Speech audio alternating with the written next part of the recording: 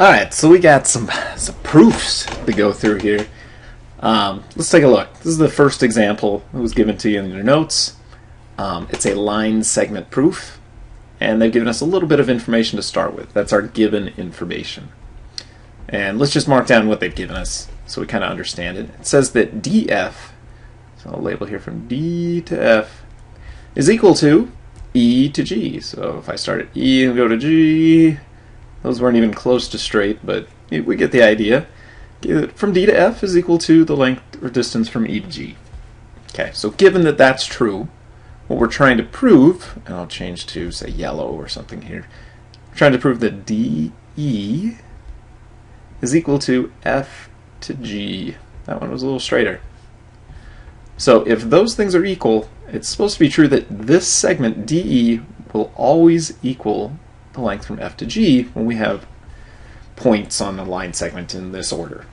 Okay, but we have to give a formal proof. Why is this true? And any formal proof, the very first thing you're going to do is rewrite your given information. Okay, so that's first step. So our first statement, we're going to write that DF is equal to EG. Now you have to excuse my handwriting. This tablet thing is not so easy to write on. Okay, but your first reason that will justify that is that it was given. It's particularly bad today. Okay, we'll try to get through it though. So it's given. And unfortunately, they didn't give you very much to work with. We have one statement that two things are equal, and it doesn't even have the correct segments I'm trying to prove.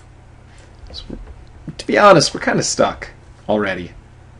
They didn't give me a lot to work with. I'm kind of stuck. And if you're doing a line segment proof, your best friend is the segment addition postulate. So let's look at that. And specifically, we're going to look at things that we talked about before, like, uh-oh, I don't want that to move. Come back. Okay, that's good enough. Let's specifically look at DF. So let's look at DF out here. I've got from D to F. And we can actually write that as a segment addition statement. And that's what we're going to do. We're going to create our own information based on the figure. So let's see if we can write that. I know that if I add from D to E, if I add from D to E, and from E to F, that's equal to the distance from D all the way to F. So if I add these two together, it equals the length of D to F. So let's write that out. If I add DE plus EF, it's a plus there, it's just got to equal from D all the way over to F. Okay, and that's segment addition postulate. And that's how we're going to justify that step. We didn't pull that out of a hat. We used the segment addition postulate with our picture. I look like I'm in third grade with this writing. Okay, but you have an idea of what we did there. We're going to actually do a similar thing with EG. Okay, so let's do something similar with EG. Let me use a color I haven't used. So from EG, we're actually going to write a similar statement about EG. And if I look from E to G, I could also write segment addition, saying that if I were to add from E to F, I missed F, and from F to G, if I add those two things together, it's got to be the distance from E all the way to G, and I completely missed G. Again, though, at least we kind of get the idea. So we're going to write that out. If I add EF, EF, and FG plus FG, that should equal from E all the way to G. And that's actually via the same reason. We're still using segment addition. And if you want, you can either write that as a step 3, or you can leave it as two things that you did in step 2 via the same reason, segment addition postulate. And that's what I'm going to do. I'm going to leave it as one single step. So let's look at what we can go from there. Why was that beneficial? Where did that get us? Well, come back to what we're trying to prove. I'm trying to prove that DE is equal to FG. So use yellow and orange there. And now, at least in the things that I've written, DE is finally in here somewhere. That's the wrong color.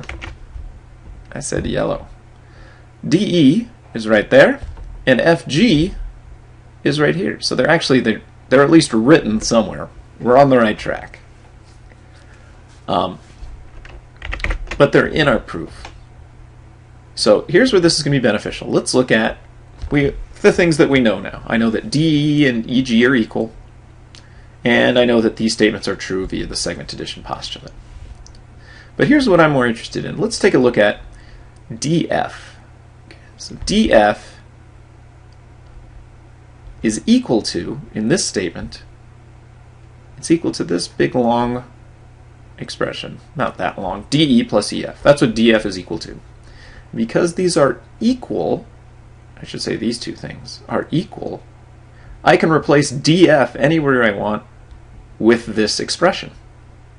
And in fact, that's exactly what we're going to do up here. I can replace this DF with DE plus EF because I know they're equal. And if two things are equal, I can replace one with the other in any equation I want. And I'm going to do that in the top equation. So this, instead of saying DF, is going to say that. So let's write that as our third step. It's going to say DE plus EF is equal to, and I didn't change anything over here, so I'm just going to keep that EG. And we did, in this case, we substituted in, so that's the substitution property.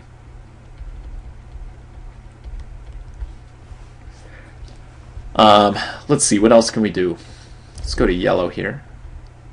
And I know something about this EG, which is also now written down here. Remember, it's kind of the similar statement we just substituted in down here. And I do know something new about EG. I know that it's equal to this big old mess over here. So again, if EG is equal to this, I can replace EG anywhere I want with this phrase. So you can hear the AC kicked on and close my door. So that's what we're going to do. This EG is going to be replaced with that phrase, and that's our next step. Looks like we're progressing somewhere. So I'm going to write the same stuff on the left. And let's get some better colors in here. We'll go back to black. That DE plus EF, I'm not changing anything there, is equal to, and I'm going to write our new stuff in that color, EF plus FG. Okay, I replace that EG with this phrase, and that's my new statement. And it just looks like a jumbled mess at this point, and that's okay, because here's what we're focusing on. I want to find this. I want it to say DE equals FG. And here's what I have. DE equals FG. It's there. It's so close to being there. The only thing, I went too far. The only thing I would need to do is essentially I've got this guy and this guy. If I could get that to go away, it would say DE equals FG. So I got to figure out how do I get rid of those EFs, and we're done, which would be nice. And I'm getting a little ahead of myself because we didn't write a justification for step 4. But if you remember, we did do, it was another substitution, so we just write substitution again.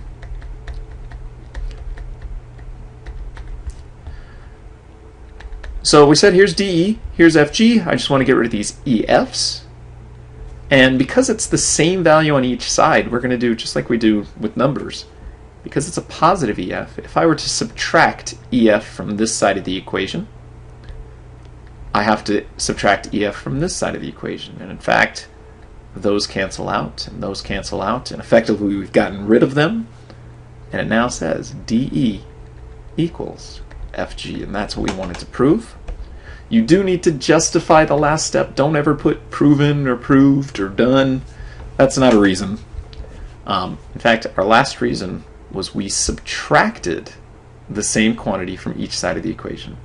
So that's what we want to put. This is the subtraction property of equality. So if you subtract a number from both sides, in this case the quantity EF, that's subtraction property.